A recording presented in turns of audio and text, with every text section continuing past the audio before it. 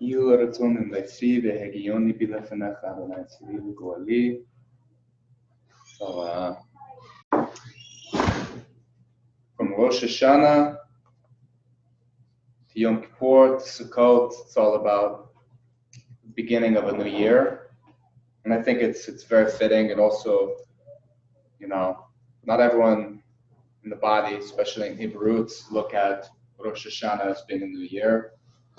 I believe it is like a new year, especially with the Torah portion restarting and stuff back in the beginning. So one thing I think that from the beginning of the book to the end in Revelation is one thing that we find throughout the scriptures. It's marriage. From the very beginning chapter to the very end in Revelation, in the very end, it's about the Lamb and his bride. And in the very beginning, it's about Adam, the first Adam, and his wife. So in Genesis 2:15, it says, Adonai God took the person and put him in the Garden of Eden to cultivate and care for it. So I remember it was a while ago, I was reading in a thing, I think it was Chabad, and it was talking about this verse. God put Adam into the garden to tend to it. And that's like God putting us into the world. He puts us into the world to tend to it. And it's called in Hebrew, Tikkum Olam. Tikkun means a lot of things. Perfection, it means perfection, correction, means all these different things. It means making it its best, which is exactly what Adam was put in the garden to do. If Adam didn't tend to the garden, then the garden would grow out of control. And like Solomon said, he said he saw a place that I guess belonged to a fool, and it was all overgrown. The walls were crumbling. And so we're called to be the opposite. We're called to tend to the world around us. And it can, Adam could have easily said, what? This garden is huge. You want me to take care of this whole garden? So to us, being in this world, it can look like a huge, huge work. And we can think to ourselves, what difference can I possibly make? Like a drop in the bucket. But actually, each of us have a lot more power and influence than we think. Because some of the greatest things were done just by one or two Jews. Some of the biggest things. And so that starts a chain reaction. And even if we think that our influence is tiny, that doesn't give us an excuse to not tend to the garden. And so part of being the salt of the earth and the light of the world is exactly this. Because what does salt do? They used to put salt on meat because salt slows down the process of decay. It slows down the process of corruption. That's what it does. And so that's what we're supposed to do. We're supposed to slow that process down. Then 18 says, Adonai God said, it isn't good that the person should be alone. I will make for him a companion suitable for helping him. So some people, they want to be so spiritual minded that they think, I only need God, right? Which is true, we do only need God. But guess what? God was in the garden with Adam. So if it was literally enough for Adam just to have God, then why did God say it's not good for man to be alone? God has created us to be relational beings. He's created us for the sake of relationship with him in the midst. So, again, some people think, just me and God. Well, that's great. We all need God, but yet you can't neglect community. You can't neglect family. You can't neglect these things. This is why God put us here, and he himself saw it wasn't good for man to be alone. So we should never try to be alone in anything that we're doing, especially not tending to the garden, the world around us. It says in 2:19, it says, so from the ground Adonai God formed every wild animal and every bird that flies in the air, and he brought them to the person, to the man, to Adam, to see what he would call them. Whatever the man would call each living creature, that was to be its name. That also goes, sometimes when I've explained to people about halakha, about halachot, the Torah is like the cake and halakha is like the icing. And so Hashem created everything. He created all the animals. That's like the cake. But then he gave Adam the right to put the icing on it. He was allowing Adam to be a part of his creation, to have a say in it. And, I was praying last night and I was thinking that though he is sovereign and only his will stands, yet throughout the scriptures, at least the tzaddikim, like it says in James, that the fervent prayer of the righteous is effective. Like, God was going to destroy the nation of Israel. He was going to, and, the story with Abraham pleading with God, Moses pleading with God, this happened many times. So, though God is completely sovereign, yet he loves us enough to hear us out. And so, he's not like a dictator. A dictator would not even listen to anyone. Whatever he wants to do, he does it. He's not going to listen. He doesn't care. But Hashem is not like that. Hashem still loves us and he wants to hear us out. And he gives us a share in what he's doing. That's a beautiful thing.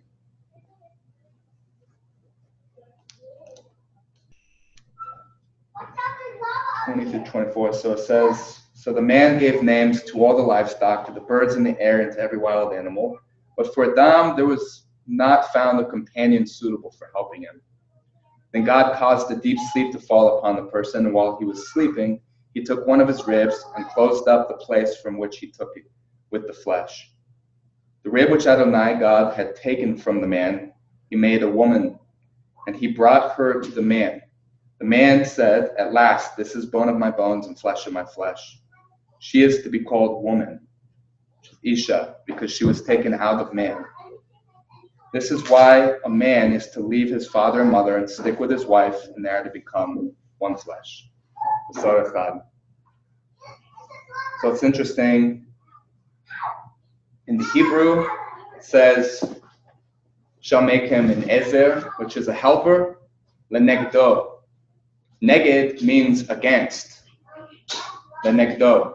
And Reuben knows this from reading in Garden of Peace, that it's interesting that it's said like this. Like, a helper usually isn't someone that's going to be against you. So the sages teach the reason that it says this, a helper against you, is because if a man merits, if a man is walking the way he needs to be, then the woman is like a helper. But if a man is not walking in God's ways, the way that he needs to be walking, his wife becomes like against him, like an enemy, to point out his flaws. And this is part of creation. This is part of the beauty of marriage. It's also why so many marriages fail, because if a man's not humble and isn't wanting to change, then he's going to get annoyed of all his wife's nagging, when his wife's nagging is really actually able to help him to become a better man. So, also, the negdo, against him. It's like someone to lean on. My friend Yitzchak in Israel, he told me, like, if you take two, like sticks or something, you lean them up together, they'll lean together. If you pull one of them away, the one's going to fall. If you pull the other, it's going to fall. So they're kind of against each other, but that's not in the negative way. They're against each other. They're leaning against each other, holding each other up. The Hebrew of it is interesting because Ish is Aleph, Yod, Shin. Ish. Isha is Aleph, Shin, Hey. So within the word Ish, there's a Yod. And that's not in the word Isha. And the letter that's in Isha that's not in the word Ish is Hey. What do you get from those two letters?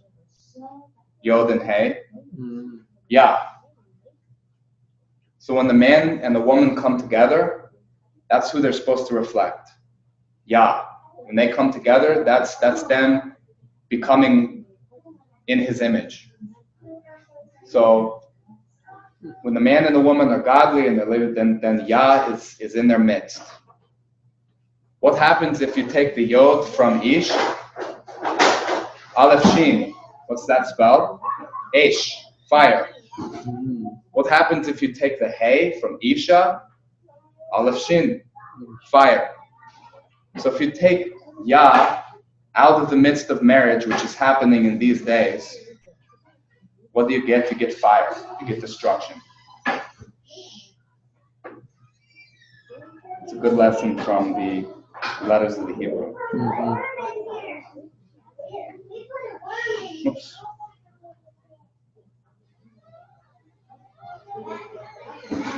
So in 3:9, Genesis 3:9, says, Adonai God called to the man, where are you? So in the book, speaking about the Alter Rebbe, he is the founder of Chabad. There's a story where he's in a prison carriage being drawn away to go to prison because he was falsely accused. So the man that was like one of his guards was actually like a good guy. He was probably a Christian or something, believed in God, and asked him, to explain that verse to him. And so the Alter Rebbe gave him normal, like Rashi, just plain. And the man said, I've already I've heard that. Can you give me something a little deeper? So the Alter Rebbe went into it and said that when God says, Adonai God called to the man, where are you? And the Alter Rebbe said, this is a question that God is asking each man. And apparently he said to this man that was his guard, he said, you are such and such an age. And he divined his name, which, the guard was like, wow, he knew his exact name and everything. And pretty much the Alter Rebbe said, this verse is saying, where do you stand? Asking each of us. God is asking each of us, where do you stand today? Where are you at? What are you doing right now with your life? Are you fulfilling my commandments, my will? Are you walking, it's a question to each and every one of us. Where do you stand right now? And so this is the time of new beginnings. We can ask ourselves, where do we stand?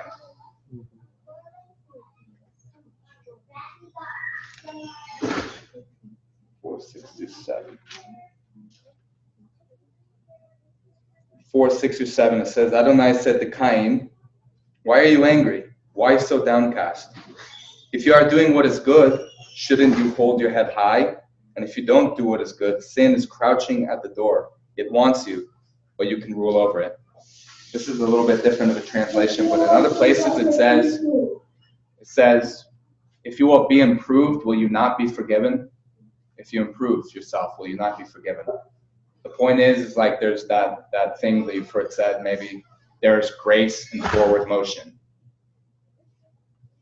So if we're just sitting there comfortably in our sin and we're not trying to, like everyone has the Yetzer Hara, everyone has their down, their flaws, all this stuff.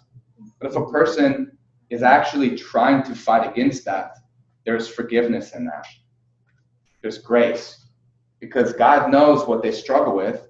But if a person just embraces what he struggles with and doesn't try to fight it for the sake of God, then it's like sin. It's sin. But if the person's fighting against it, the Father sees that. And there's forgiveness. And that's exactly what he's saying to Cain.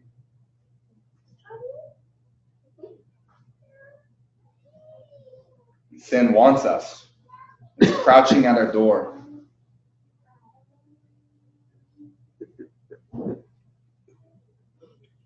So 6:5.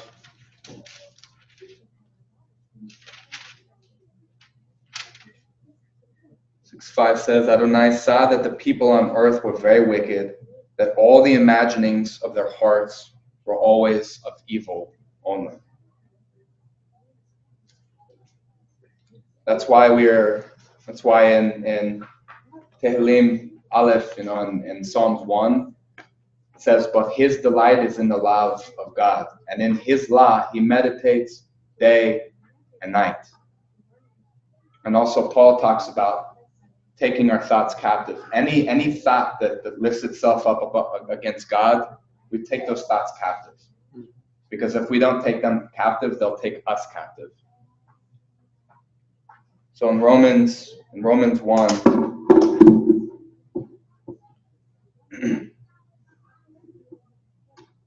it says, what is revealed is God's anger from heaven against all the godlessness and wickedness of people who in their wickedness keep suppressing the truth. Because what is known about God is plain to them, since God has made it plain to them. For ever since the creation of the universe, his invisible qualities, both his eternal power and his divine nature, have been clearly seen, because they can be understood from what he has made. Therefore, they have no excuse. Because although they know who God is, they do not glorify him as God or thank him. On the contrary, they have become futile in their thinking, and their undiscerning hearts have become darkened. Claiming to be wise, they have become fools. In fact, they have exchanged the glory of the immortal God for mere images, like a mortal human being, or like birds, animals, or reptiles. This is why God has given them up to the vileness of their hearts' lusts, to the shameful misuse of each other's bodies.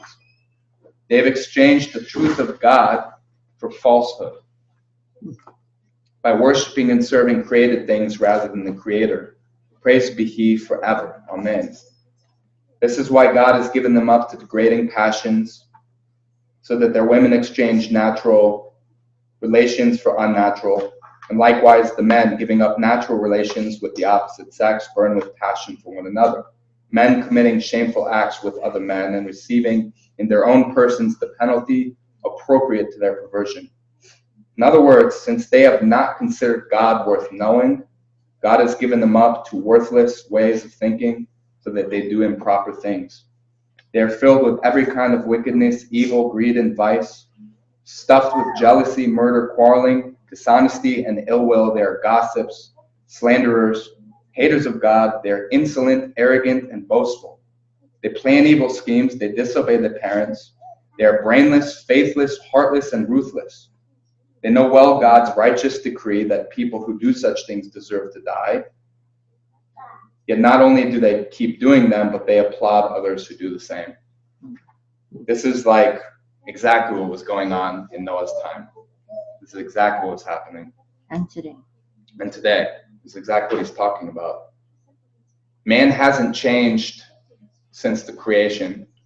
And this is why it's so important for us, again, to meditate on his Torah and to take our thoughts captive. Because this whole downfall starts with not considering God, with not thanking him. You know, and he says these people know God, but they don't thank him as such. Mm-hmm. It says that they traded the truth of God for falsehood, which a lot of people are doing in these days. For instance, if you want to go from believing in the creation to believing what science says. Science and God don't have to be against each other. They really don't. God's the master scientist. He knows everything. But it's there's plenty of stuff like that where people are exchanging the truth of God for lies. Things that have no value. Mm-hmm. So this is a good time to be reminded, and especially to remind, the youth that God is creator of the heavens and the earth. It's very simple. Very simple. Because I've run into kids that are in believing families and they don't know about this. It has to be taught. It has to be taught clearly. So we need to keep God in our minds so we don't end up like the generations before the flood. Mm-hmm. Yivarech Adonai ve'yishmerecha Ya'er Adonai panav elecha ve'chuneka Yisa Adonai panav elecha ve'yasem lecha Shalom. May the Lord bless you and keep you. May the Lord make his face shine upon you and be gracious to you. May the Lord lift up his countenance upon you and give you shalom.